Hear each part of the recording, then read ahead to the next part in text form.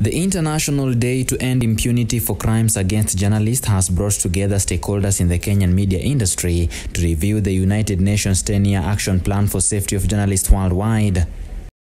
In marking of this day, the death of Pakistani journalist Arshad Sharif on Kenyan soil took center stage, with media bodies calling on the authorities to speed up investigations. This, they say, is a manifestation of impunity in the country.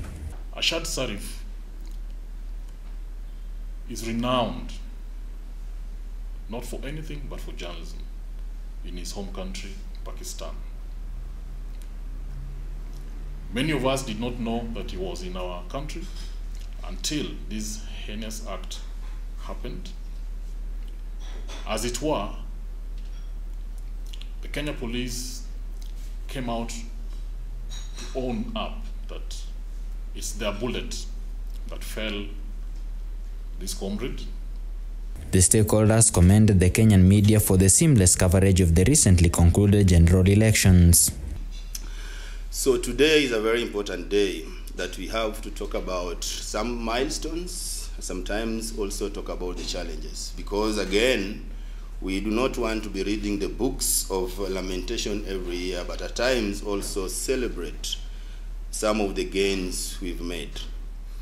I say that because we've just come from a grueling campaign period, and I must say that for the first time after the election, I've not heard or seen any report castigating the media like it did. It happened in 2013 and 2017.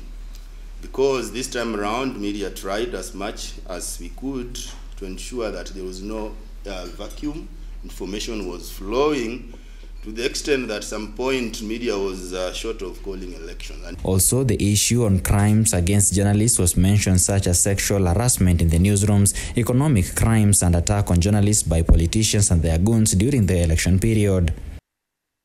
The Cabinet Secretary for Information, Communication and Technology, Eliud Owalo, said that his ministry and the entire government, by extension, will ensure the safety of journalists. We are saddened each time a journalist is endangered, harmed, or loses life in the course of duty.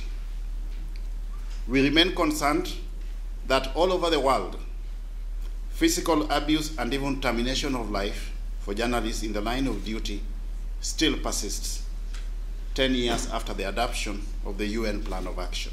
He also called on the media to weed out rogue elements in the industry involved in gender-based violence and other impunities. The Office of the Director of Public Prosecution, represented by Deputy Director Jacinta Nyamusi, told journalists to avoid sensational reporting and misinformation that may lead to obstruction of justice, this while promising journalists their safety and security as provided by the law. The two media houses that were recently cited for contempt of court for misinformation of a key witness, which jeopardized the case.